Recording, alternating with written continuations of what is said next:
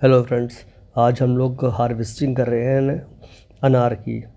तो आप जो ये देख रहे हैं, ये अनार का जो पौधा है हमारा ग्रो बैग में लगा है।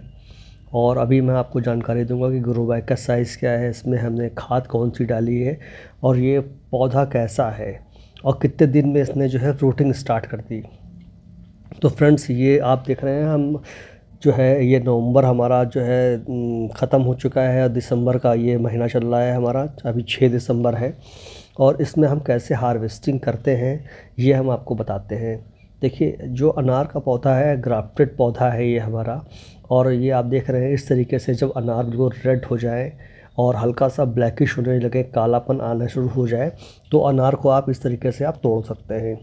तो ये हमने जो है 6-7 अनार जो है इस तरीके से हमने हार्वेस्ट किए हैं। और ये देसी अनार है फ्रेंड्स, इसका साइज़ बहुत बड़ा नहीं होता है। आप जब भी कभी अपने घर पे लगाइए अनार का पौधा, अगर ग्रो बैग में आपको इस तरीके से अनार मिल रहे हैं तो उसमें 2-3 चीज़ों को बहुत विशेष ध्यान रखना है। अगर आपको 2-3 सालों में इस तरीके के अनार अपने घर के टेरेस गार्डनिंग में आपको चाहिए, क्योंकि बहुत से अनार का पौधा कम से कम 10 से 15 फुट का होता है, 20 फुट का, तो वो ज़मीन में लगा होता है। तो ज़मीन में उसकी ग्रोथ अच्छी होती है, मगर आज के टाइम पे हम लोग के पास नीचे ज़मीन तो बची नहीं है।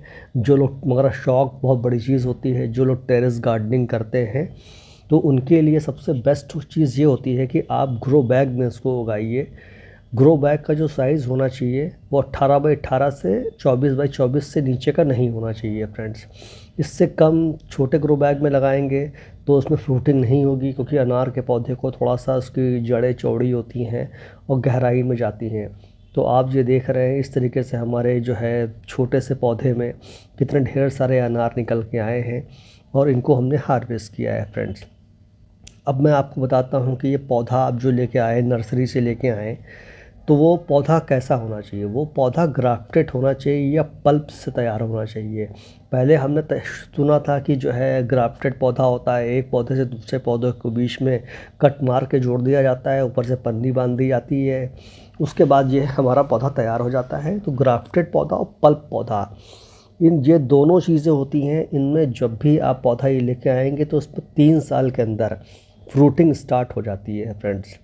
टाइम नहीं लगता है। अगर आप बीज से तैयार हुआ अनार का पौधा लेके आएंगे तो उसमें कम से कम 5 से 6-7 साल लग जाएंगे अनार आने में। अनार का पौधा अगर आप, और ग्राफ्टेड पौधे में खासियत ये होती है कि इसका साइज़ बहुत बड़ा नहीं होता है।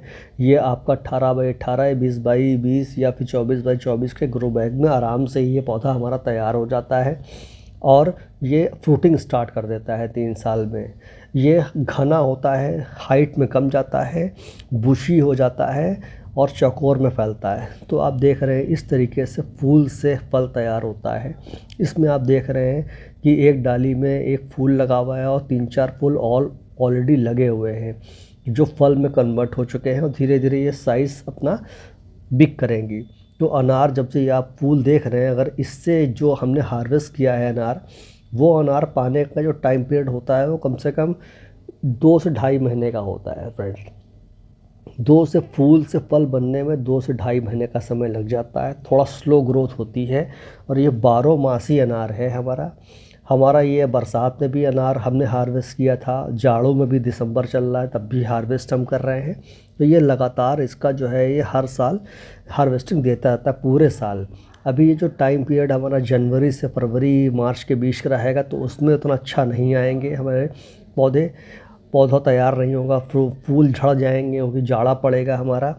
मगर जैसे ही हमारा मौसम हल्का होना शुरू होगा, मार्च के महीना आएगा, इसमें बम्पर फ्लावरिंग होगी और उसके बाद फिर ये जो है फल में कन्वर्ट हो जाएगा। अब इस पर टॉपिक आता है कि खाद कौन सी डालते हैं। आप खाद नॉर्मल खाद यूज़ करिए इसमें। अगर आप कोई भी फ्रूटिंग प्लांट लगा रहे हैं घर में तो सिर्फ गोबर की खाद का इस्तेमाल करिए। यूरिया, डीएपी, कोई भी केमिकल फर्टिलाइजर्स का इस्तेमाल बिल्कुल मत करिए। गोबर की खाद इसमें हर एक महीने पे 2-2 मुट्ठी गोबर की खाद आप देते रहिए। गोबर की खाद कम से कम 1 साल पुरानी होगी तो बहुत बेस्ट होगी फ्रेंड्स। और इसमें और कुछ डालने की ज़रूरत नहीं होती है। इसमें कीड़े जो होते हैं फंगस वाले बहुत कम लगते हैं। इन केस कभी लगता है तो जो कंडे की राख होती है बस उस राख को उसके ऊपर जो है बिखरा दीजिए इस तरीके से, और फिर देखिएगा ये चीज़ें अपने आप जो है फंगस वगैरह दूर हो जाएंगी। क्योंकि फ्रूटिंग प्लांट में अगर आप ज़रा से भी आपने अगर केमिकल फर्टिलाइजर्स का इस्तेमाल किया तो बाहर के जो केमिकल वाले फल आ रहे हैं उसमें और हमारे घर के टेरेस गार्डन में उगाने से कोई फ़र्क नहीं बचा। शौक़ के साथ साथ उगाते हैं, तोड़ने का मन तो नहीं कर रहा था, देखने में इतने सुंदर लग रहे हैं और उनको देख के अच्छा लगता है, मगर हमने सोचा कि कुछ हमने अपने फल जो है हार्वेस्ट कर ले, देखें इसका टेस्ट कैसा है। इसके बीज बहुत छोटे छोटे से होते हैं क्योंकि ये देसी अनार है हमारा। इसका साइज़ भी बस इतना ही बड़ा साइज़ रहता है, ये नींबू से थोड़ा सा बड़ा साइज़ होता है इसका फ्रेंड्स। आप देख रहे हैं, आइडिया लग गया होगा, अपने हथेली में लिया हुआ है इसको हाथ में अपने, तो उससे आपको आइडिया लग गया होगा कि इसका साइज़ क्या है। तो फ्रेंड्स इससे बड़ा साइज़ नहीं होता है। अगर आप जो है देसी वैरायटी ना लेके आएँ तो साइज़ उसका बड़ा मिलेगा आपको, क्योंकि हमने सोचा कि हम देसी स्टार्ट करते हैं, देसी से ही लगा के देखते हैं कि कैसी फ्रूटिंग होती है। तो फ्रूटिंग मुझे बहुत अच्छी लगी। फर्स्ट टाइम मैंने इसको लगाया था, 3 साल का पौधा है ये फ्रेंड्स हमारा। ये तीसरे साल में ये फल लगना शुरू हो गया।